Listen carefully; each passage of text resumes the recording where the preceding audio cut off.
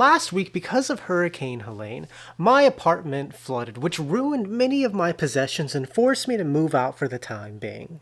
However, despite this happening to me, I didn't lose as much as you might think, and my life should be back to normal in the next few weeks. It's more of just an inconvenience. And the reason for this is because I choose to live a lifestyle where I'm intentional with both how I consume and how I manage my money. And in this video, I want to share 12 habits that I am glad that I embraced before going through this experience, as these habits prevented the situation from getting much worse. And the first habit is not having a lot of stuff. I choose to live a minimalist lifestyle where I don't have that many possessions, and in this specific scenario, it really benefited me because when you have less stuff, you have less stuff to lose. I mean, imagine two people, one who lives a minimalist life and the other who lives a very materialistic life. If both their apartments flooded, the materialistic person will lose a lot more because they have a lot more. When you have less stuff, there's a lot less that can go wrong. The second habit is buying secondhand stuff. The biggest possession of mine that got ruined in this experience was my couch. And honestly, I'm a bit happy I lost that couch because I wasn't a fan of that couch anyways. But losing a couch doesn't seem like a big deal because I bought it secondhand for $350. So I just lost $350. A decent amount of money, but nothing to cry about. However, if I bought that same couch new for $1,600, losing it to a flood would have seemed like a much bigger deal. When you buy secondhand stuff, you buy it at a discounted price, and if you end up losing it, you end up not losing as much. The third habit is not having anything too nice. Another habit that benefited me in this unique scenario is not having anything that's so nice that it would be a disaster if it were ruined. For example, if I had a nice $2,000 Persian rug that got ruined because of the flood, I would be devastated. But if I had a $75 rug that got ruined, I wouldn't stress out as much. I'm not saying that there's anything wrong with having nice stuff, but when a hurricane comes in and destroys many of your things, it's much easier to move on when none of your stuff is extremely nice. Now, all these habits that I'm mentioning in this video are just preventative steps that you could take that prevent a bad situation from turning into a catastrophe. And it's important to take steps to make sure that you are protected in this physical world, but it's also important to take steps to prevent bad things from happening in this digital world, which is why I am excited to talk about Aura, the sponsor of today's video. Natural disasters can completely turn your life upside down, but another threat that we all face in this modern world is companies not keeping our data safe. I mean, recently, 2.9 billion records were stolen from the National Public Data, which offers personal information when doing background checks. And these stolen records include a person's full name, address, date of birth, social security number, and phone number. And it's reported that these hackers release this information online for everyone to see. We are more vulnerable now than ever due to companies failing to keep our data safe, which is why I have been using Aura this past year. Aura alerts me when my data has been part of a data breach or leaked on the dark web. It gives me fast fraud alerts if anyone tries to use that data to access my credit or bank accounts. And it also removes my information from data broker websites so I get less spam. I mean, since using Aura this past year, they have removed my name from 20 lists with 18 in progress. And in addition, I also get things like transaction monitoring, a VPN, antivirus protection, a password manager, parental controls, and identity theft insurance, all for one affordable price. If my information was compromised in this data breach, I wouldn't worry because Aura is always on, doing the hard work of keeping me safe. And if you're like me and want to protect yourself to these data breaches, click on the link in my description or go to aura.com/AustinWilliams and get a free 2-week trial to test out this amazing tool. And thank you, Aura, for sponsoring this video. Now, the fourth habit that I am glad that I embraced is not having any clutter.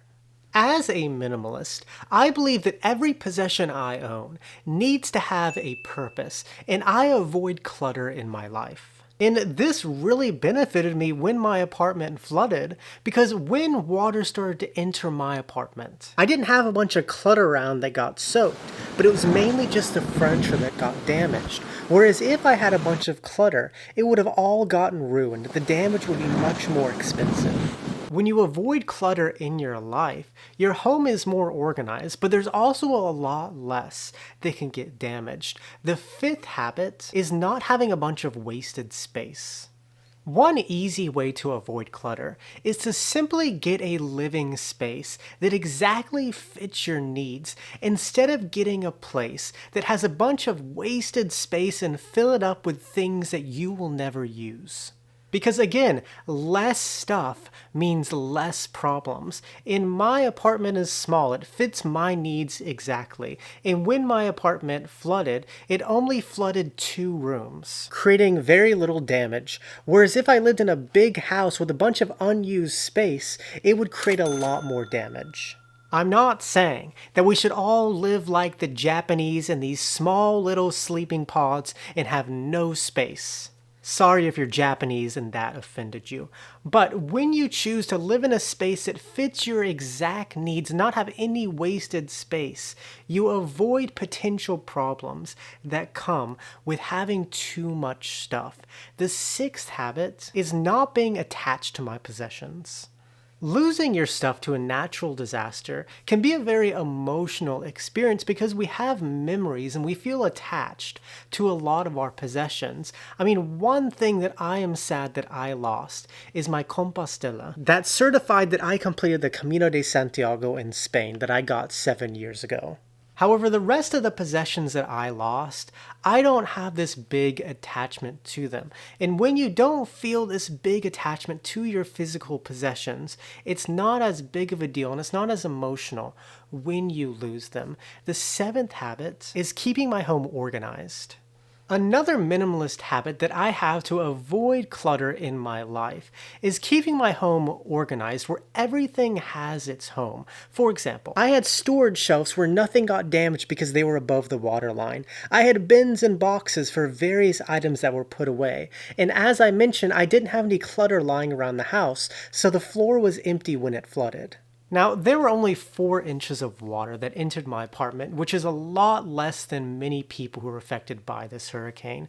But being organized, living an organized life where everything has its space and its home, allowed a lot of my possessions to survive because when they were put away, they were all above the waterline and didn't end up getting destroyed. The 8th habit is keeping my documents organized. Now, the 2 big questions that you might have for me regarding this scenario is, am I contractually obligated to keep my lease? And do I have to keep paying rent? Well, another habit that I practice is being very organized with important documents that come in my life. And when I had these 2 questions myself, I simply opened up my lease on the computer, and there was my policy. I can surrender the apartment if I want, and my rent is to be prorated. And if you're wondering, I will be staying in that place, and in the next week or 2, they should renovate it and I can move back in. But being organized, not just with your stuff, but with these important documents, comes in handy in these unique scenarios when you need to review them and understand answers to your problems. The 9th habit is advocating for myself. In this world, I believe that things won't happen in your favor unless you advocate for yourself and make it happen. For example, in this situation, I've been advocating for myself every single day to make sure this gets fixed timely and that I'm not paying rent in an unlivable situation. Whereas if I didn't advocate for myself, I might get taken advantage of. In this dog-eat-dog world, it's important to advocate for yourself and make things happen in your favor so you don't end up getting taken advantage of. Now, the 10th habit is having patience. When something like this happens to you, you want solutions very quickly. I mean, when your apartment floods, you want the landlord to send a contractor to your home in the next few hours. However, in this scenario, so many people need contractors and there's so much chaos going on that it could take days or weeks until renovations begin. And if you're not patient, it can cause a bunch of stress due to uncertainty.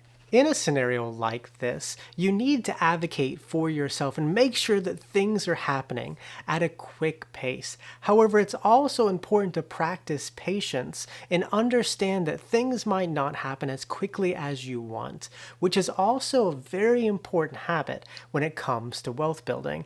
The 11th habit is having an emergency fund. I think that the big lesson from this experience is that you never know when disaster is going to strike and create unexpected problems in your life. And a huge reason that this is just an inconvenience for me instead of being a huge deal is because I have an emergency fund that I can use to recover things I've lost and make the transition much smoother. Now, the final habit that I am glad that I embraced before this hurricane is being optimistic. Although this storm impacted my life and has made things a bit less convenient, I am optimistic that in the next few weeks this will all be behind me. And I am optimistic because I choose to live a frugal life where my stuff doesn't hold me back. I'm financially secure and I'm able to weather the storms of life. Whereas if you didn't have these advantages, you would have a completely different outlook. When times are good, it is so important to take steps to prepare for when times get bad because times will eventually get bad. But if you take these preventative steps and choose to live a more frugal life, hopefully it will just be an inconvenience rather than a catastrophic event. And those are the 12 frugal habits that I'm glad I embraced before Hurricane Helene. And with that, muchas gracias, que tengan un buen día, nos vemos chicos.